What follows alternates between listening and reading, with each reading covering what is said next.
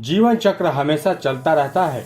आप अभी जो है वो भले ही निधन के बाद नहीं रहें, लेकिन आप नहीं होंगे, ऐसा बिल्कुल नहीं है। क्योंकि संसार में जितने भी जीव हैं वो किसी न किसी रूप में हर युग में हर समय में रहे हैं।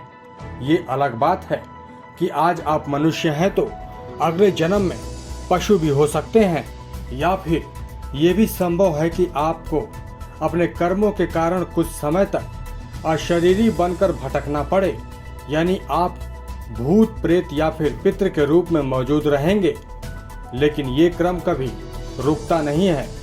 भगवान श्री कृष्ण ने भी अर्जुन को गीता में बताया है कि ऐसा कोई समय नहीं था जब मैं नहीं था या फिर तुम नहीं थे। ये अलग बात है कि मुझे अपने हर जन्म का ज्ञान है, लेकिन तुम्हें उनका ज्ञान नहीं है। बस यही अंतर है नर और नारायण में। लेकिन नर का मतलब यहाँ पुरुष से नहीं बल्कि मनुष्य और अन्य जीवों से है, जो उन्हें उनके अगले ही पिछले जन्म का ज्ञान नहीं होता है।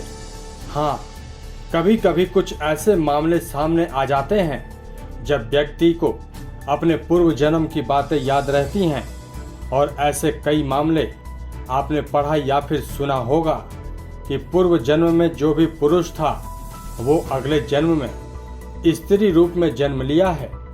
इसका 3 कारण शास्त्रों में भी बताया गया है। तो चलिए आपको बताते हैं इन 3 गलतियों के बारे में जो पुरुष अगले जन्म में स्त्री बनता है। पहला, शास्त्रों में कहा गया है कि जिस व्यक्ति की भावना जैसे होती है उसे उसी के अनुरूप अगला जन्म मिलता है। खास तौर पर उसकी निधन के समय उसकी जैसी सोच रहती है या जिन ख्यालों में रहता है वो काफ़ी हद तक उसके अगले जन्म की लिंग और योनि का निर्णय करता है। यानी जो व्यक्ति अपने निधन के समय पत्नी, पुत्री या फिर अन्य स्त्री संबंधियों का ध्यान करता है वो अगले जन्म में खुद भी स्त्री के रूप में जन्म लेता है। दूसरा कारण है कि अगले जन्म स्त्री बनने का एक और बड़ा कारण ये माना गया है कि जो व्यक्ति स्त्रियों में अधिक रुचि रखता है और उनके साथ रहकर स्त्रीगत व्यवहार करने लगता है वो खुद भी अगले जन्म में स्त्री बनता है।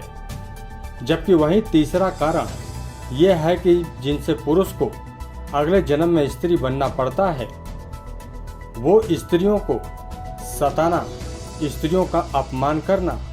जो व्यक्ति अपनी पत्नी का निरादर करता है और उनके साथ अपमानजनक व्यवहार करता है उसे भी अगले जन्म में स्त्री बनकर पूर्व जन्म में किए गए गलतियों का सजा भुगतना पड़ता है।